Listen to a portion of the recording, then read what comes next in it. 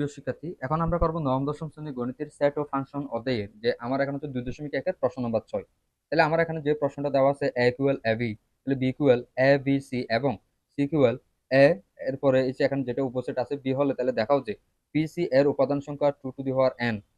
তাহলে এই যে এখানে যেখানে n হচ্ছে সি এর উপাদান সংখ্যা। এখন আগে আমার এখানে প্রশ্নে কি কি দেওয়া আছে, আগে আমরা এই যে এখানে দেওয়া মানগুলো লিখবো।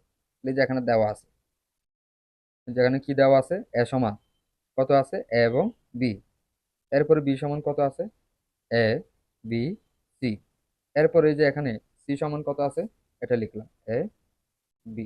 এখন আমার এখানে এই যে প্রশ্নে প্রশ্নে এখানে হচ্ছে এর মান আছে বি এর মান আছে, কিন্তু এই যে আমাকে এখানে সি এর মানটা বের করতে হবে। তাহলে এই মানটা বের করতে গেলে কিভাবে বের করব? আগে প্রথমে এই যে এখানে দেওয়া আছে এ এর মানটা লিখে নিলাম এ এবং বি, এরপরে দেওয়া আছে বি, তাহলে বি এর মানটা এ বি সি।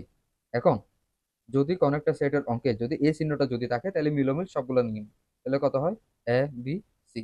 এখন আমাকে প্রশ্নে বলছে যে পিসি এর উপাদান সংখ্যা 2 টু দি পাওয়ার n, এই যে যেখানে পিসি এর উপাদান সংখ্যা কত।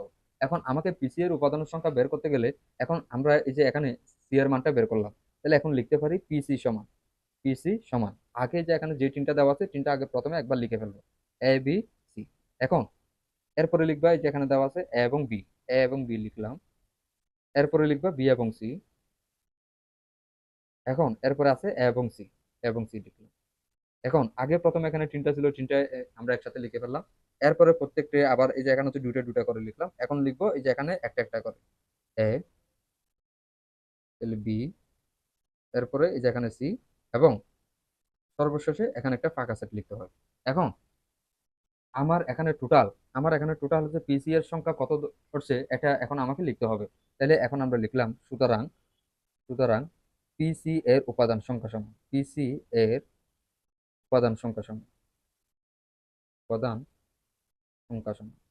এখন পিসি এর উপাদান সংখ্যা এখানে কয়টা হচ্ছে গুণে দেখবো, একটা দুইটা তিনটা চারটা পাঁচটা ছয়টা সাতটা আটটা, তাহলে উপাদান সংখ্যা সমান লিখলাম 8। এখন তাহলে আমার এখানে সি এর উপাদান সংখ্যা কয়টা ছিল, এই যে এখানে তিনটা, এটা লিখলাম এখানে এখানে সি এর উপাদান হচ্ছে এই যে এখানে তিনটে। তাহলে এখন আমার হচ্ছে পিসি এর উপাদান সংখ্যা কত পাইছিলাম এর আগে 8। তাহলে সুতরাং এখানে পিসি সেটের উপাদান লিখলাম পিসি সেটের উপাদান সংখ্যা, পিসি সেটের উপাদান সংখ্যা এর আগে কত লিখছিলাম 8, এটাকে ভেঙে লিখলাম 2 কিউব। তাহলে এখন সুতরাং সুতরাং সি সেটের উপাদান সংখ্যা n হলে সি সেটের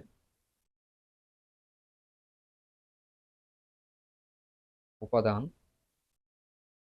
সংখ্যা n হলে তাহলে পিসি এর উপাদান পিসি, এখানে কত দেওয়া আছে সি সেটের উপাদান সংখ্যা, সি সেটের উপাদান সংখ্যা n হলে তাহলে পিসি এর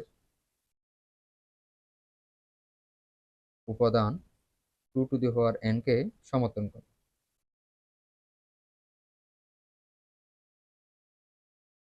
করে এই জিনিসটা প্রশ্ন হচ্ছে যে আমার এখানে তো দেখাতে বলছিল এই জন্য এখানে লিখলাম দেখানো হলো।